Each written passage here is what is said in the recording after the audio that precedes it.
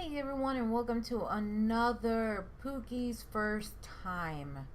This episode is going to be my first time watching Terminator 2 Judgment Day, or also known as T2, that came out back in 1991, and another movie with starring Arnold Schwarzenegger. Alright. So for people who don't know, this Pookie's First Time is basically me, Pookie Alvarez, basically talking about and kind of recapping and reviewing movies and answering questions about movies that I've never ever seen when they've come out or when I got old enough to watch or whatever. Like Terminator 2, Lethal Weapon, Karate Kid, and a couple, other movies. I actually have not seen Predator or Alien. I know I think I've seen Aliens. I think I've seen most of it if I remember correctly, but I don't really remember them. But yeah, these are movies that I haven't seen that were great and amazing back in the day, but I should have watched but never did. So basically, to kind of start off with the first question. Is pretty much going to be answered like the same way as I have with all the previous ones. Um, the reason why I haven't seen this particular movie or any of the other movies anyways, is because it wasn't really my type of movie back then. I wasn't really interested in all that action type movies and whatnot. I was more into kids movies, animated, 3D, fantasy, adventure, stuff like that. I wasn't really into action movies, like a lot of people were. I was just, your typical girl that liked your typical things, I guess. I liked girly movies. I watched The Spice World in theaters, stuff like that. Disney movies. Anyways, going on to the second question. Um, I'm gonna answer the second and third question kind of like the same.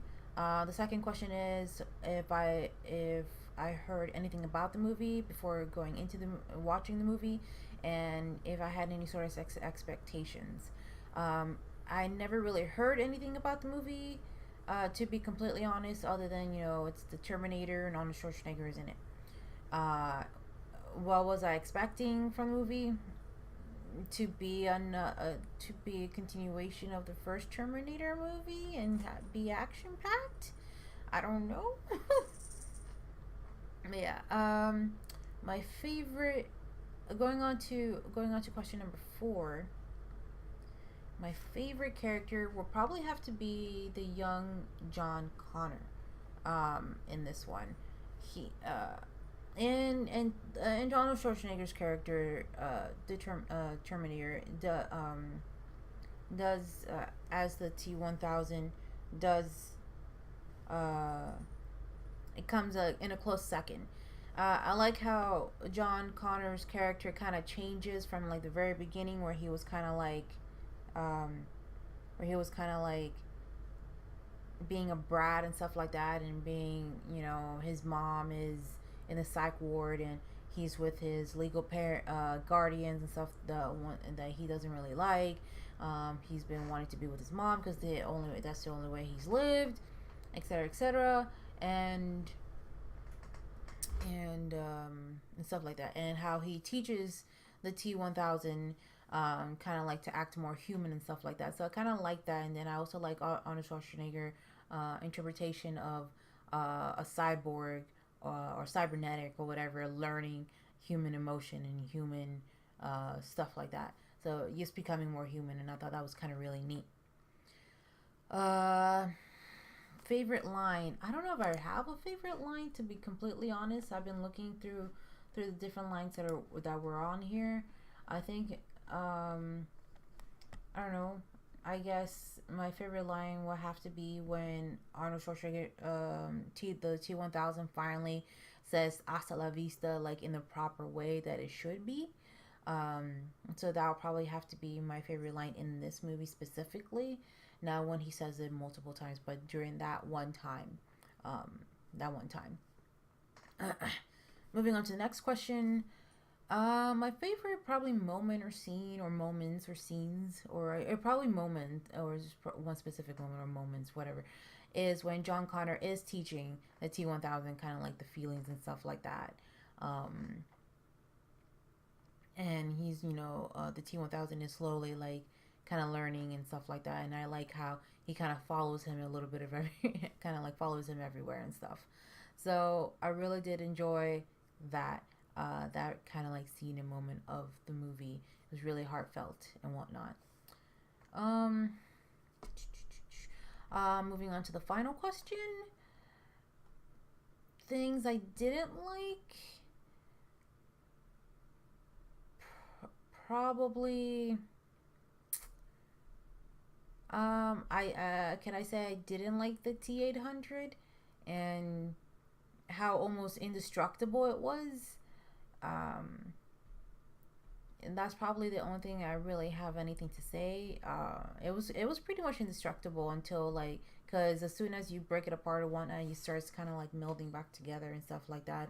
And it didn't really die until you put it into that hot molten like lava thing or whatever. And even then, you can almost think that, once it dries up, what if it has the capabilities to kind of fuse because of all the nanotechnology and whatnot, fuse into that. But then again, I'm probably overthinking that and probably trying to make them more advanced than what they probably were in the movie. But I really did enjoy the movie. I really did like the plot where they had the idea where they stopped the creator or the person who kind of invented everything and whatnot, um, from continuing on the research and stuff like that. Then they would be able to stop, the Cyberdon or whatever from taking control and taking over and stuff like that. So I really, really did like that aspect of the movie, and I kind of wanted to see more. I kind of wanted to see more continuation of that. Um, I know I'll be talking about Terminator 3 because I did see that as well. But talking about T2, it's like I kind of wish, I kind of wanted to see more of, okay, that stopped and whatnot. Now what happens next after that? Who picks up from his research and continues on? Um, and Seeing that Dyson did die. Spoilers. I'm sorry. If nobody has ever seen, I'm pretty sure everybody except for me has seen this movie. But kind of like when Dyson dies and all the research and whatnot gets exploded and whatnot, and they get completely rid of the T-800 and the T-1000 and whatnot. What's left over for them to continue on? Yes, the future is inevitable and it's bound to repeat itself and so forth and so on. But do they naturally learn to eventually, about all of this and then eventually create it? I know in the T3 in the Terminator 3 movie, I think it explains it a little bit. I'll probably have to jog my memory, but I kind of wish I just continued on from that.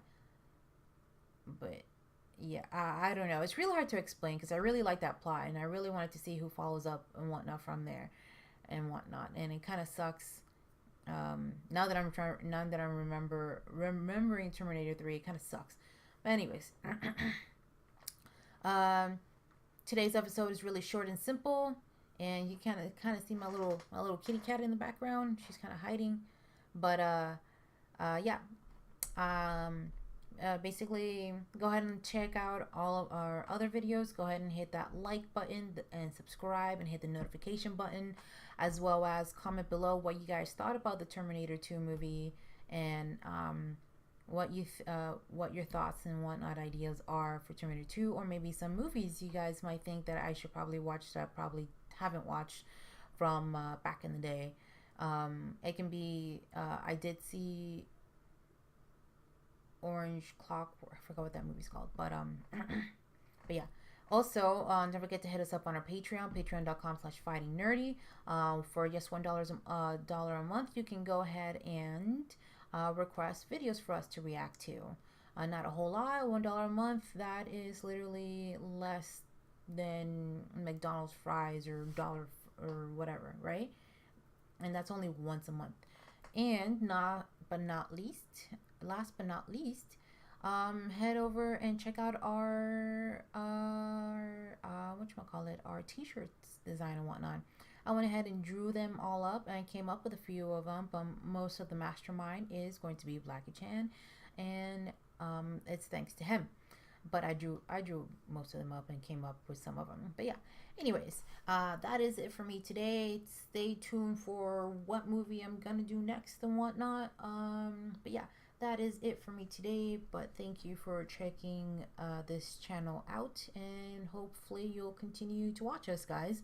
Anyways, that's it for me. I'm Pookie Alvarez again, and I will see you guys later.